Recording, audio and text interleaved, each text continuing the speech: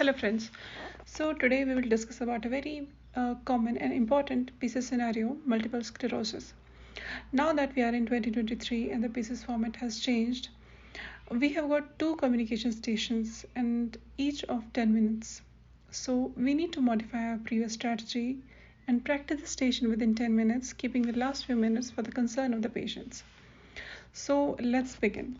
Although this particular scenario is about multiple sclerosis, but it can be applied to all the related scenarios about disease counseling. It's all the same. Now, before entering the first 5 minutes which you get outside the station, they are very critical 5 minutes. In these 5 minutes, we have to read the scenario well, understand what they are asking, and think about it and also decide what you will talk in front of the patient. So what I suggest is the common thing is, which is like, regardless of the scenario you have got, this thing you have to do, you have to prepare the headings, 5-6 headings about, remember to introduce yourself. Second point will be like you'll confirm the identity. For example, whether you're talking to the patient, you are given a name, patient's name in the outside in the scenario, so you have to confirm the identity, that are you Mr. X. And one thing to remember, very important thing to remember, is you won't disclose any disease information or disease related information to a relative or a friend because of the confidentiality issue. So you have to take care of that. Another thing is set the agenda, that you have to tell the patient that we are here to talk more about your medical condition. Is it okay with you? Are you comfortable?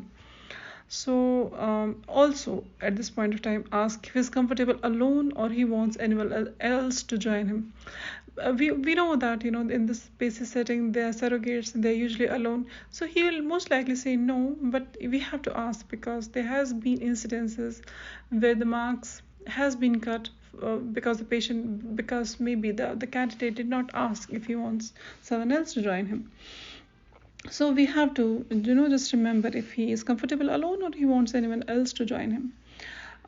Also, in the next point, I would like in the heading, you can write is assess his knowledge. How much he already knows about the condition, because he may have a relative or a friend with the same condition and he knows quite a lot about it.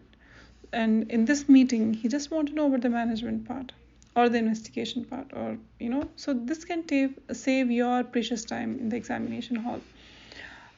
Or like the worst case scenario is he may tell you that he don't know anything about it and he wants you to tell everything about the disease.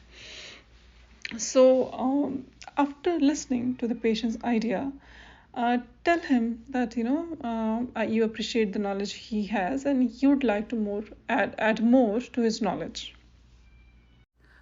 Okay, so we can start like the results of the blood investigation and the imaging has been released, and the result is not as we have hoped. So after this sentence, we give a pause for the patient to realize that the news which is coming ahead is not a good news, or that will also prompt him to ask, what do you mean by doctor? So then after that, after a short pause, you can reveal that you have a disease called as multiple sclerosis. Now again, just observe the patient's reactions.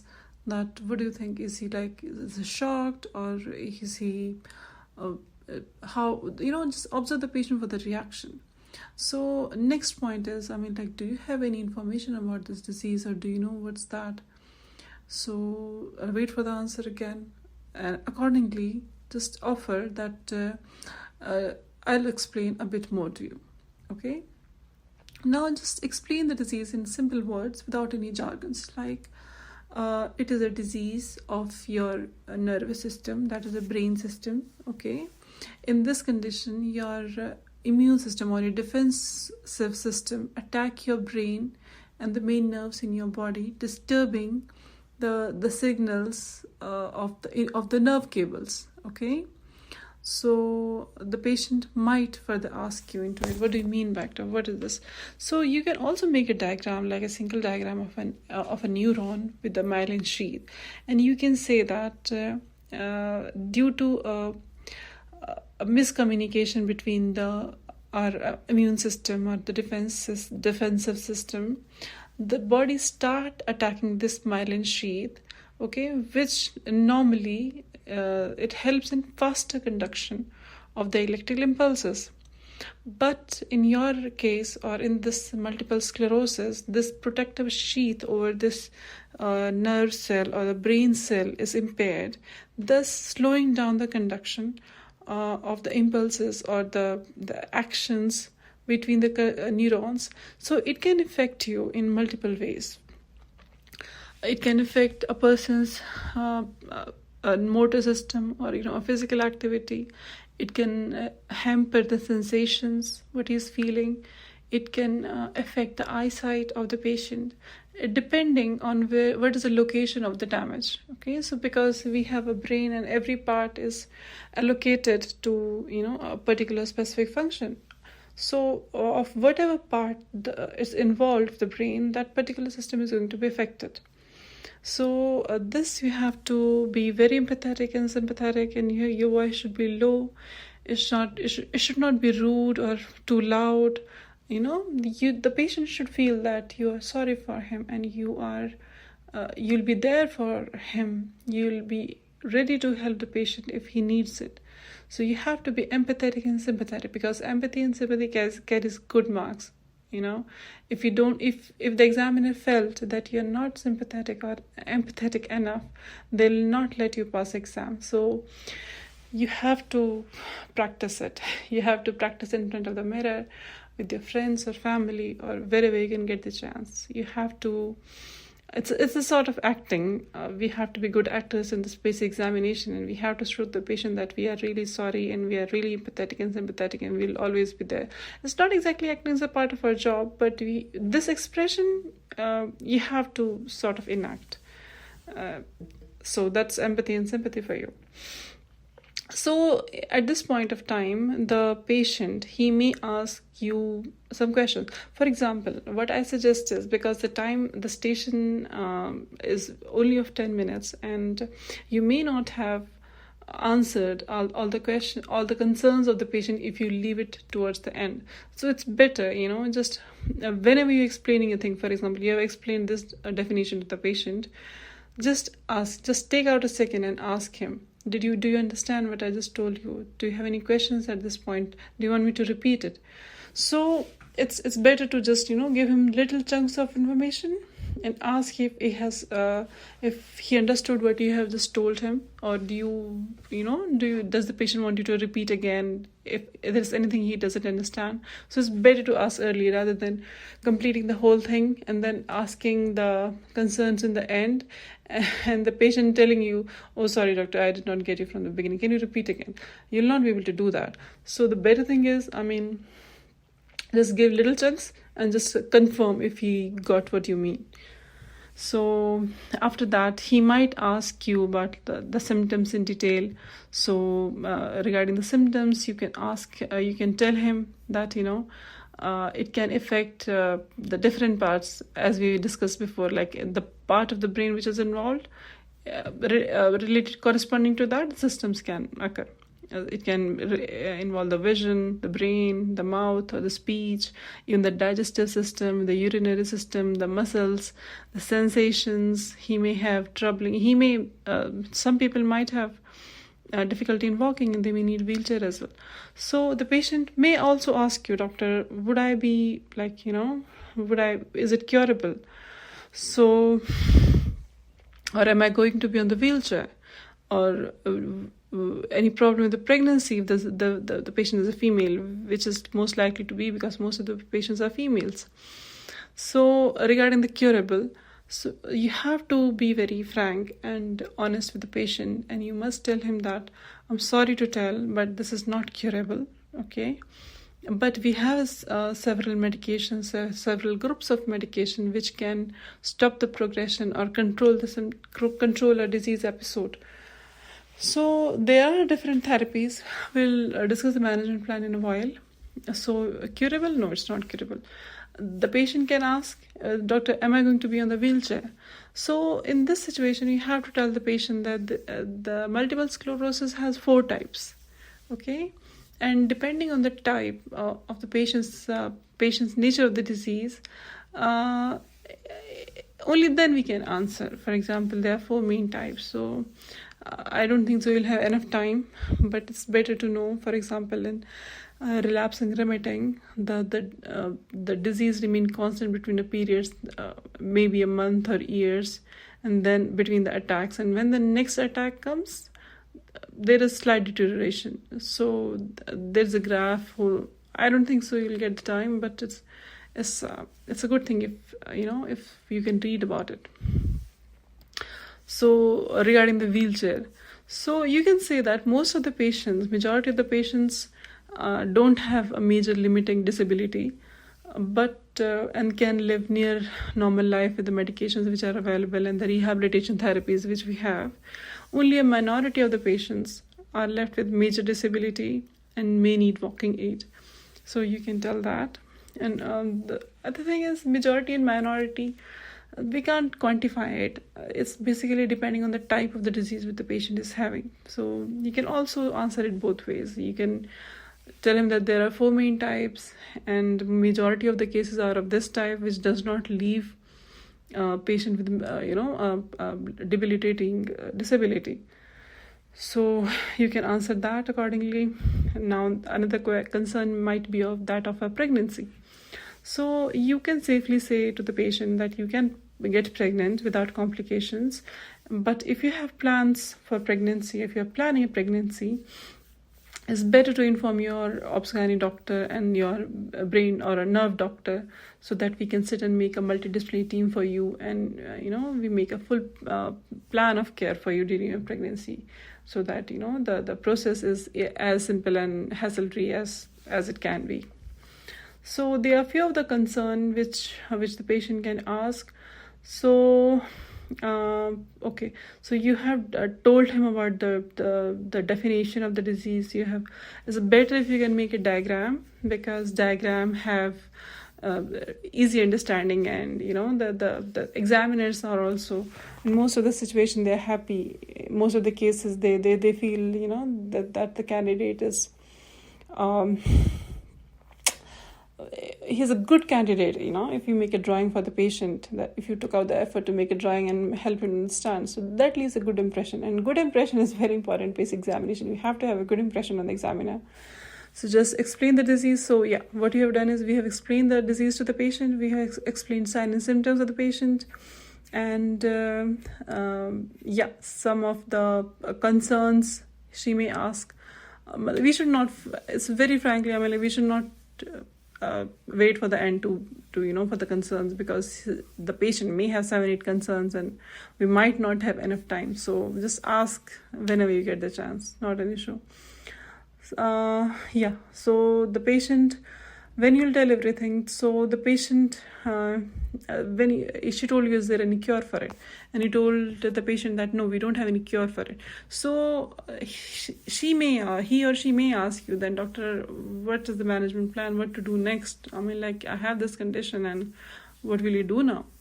So in that management plan section, you can ask the patient that, you can tell the patient, that we will make a multidisciplinary team. This multidisciplinary team is a very golden word. You have to use this word in your communication. This carries marks, okay? And this will make this MDT team, which will include a nerve doctor, a physiotherapist for you, a psychotherapist, an eye doctor if the visual disturbances are there, or a gastro doctor if there are gastric problems, like that. So we'll make a full team of specialized nurses also. So we will make a full plan for you of care, and if you have sudden attacks in between, we will try to shorten the attack episode with the help of medicines called a steroid, which really shorten the attack. And for example, we will give you some other medications to reduce the recurrence of the attacks, okay? But certain criteria has to be met. We'll discuss everything with the nerve doctor and the MDT meeting. So this is the management plan you can offer the patient. Apart from that, we can also tell the patient that there are some certain groups, support groups of multiple sclerosis, where many patients they come together and they talk about their conditions and support each other in their daily life, in the issues related to their daily life and their job life.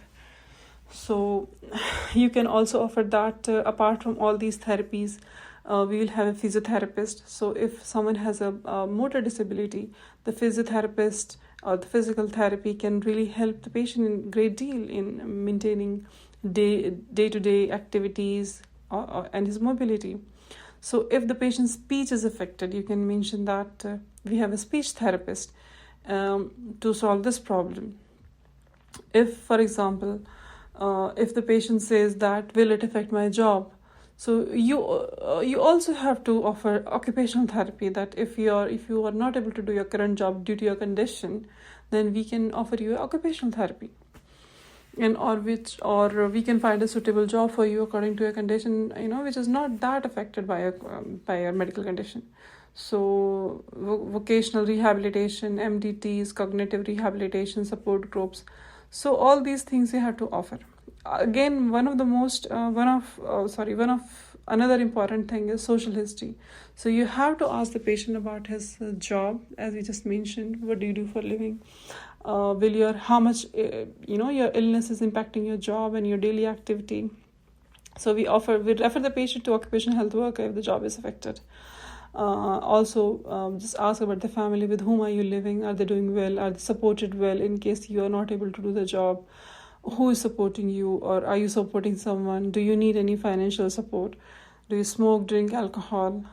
All these things you have to ask in the social history. Social history is also very important because you have to offer help. You have to offer this occupational health worker thing. So unless you will ask the social history, you will not be able to understand.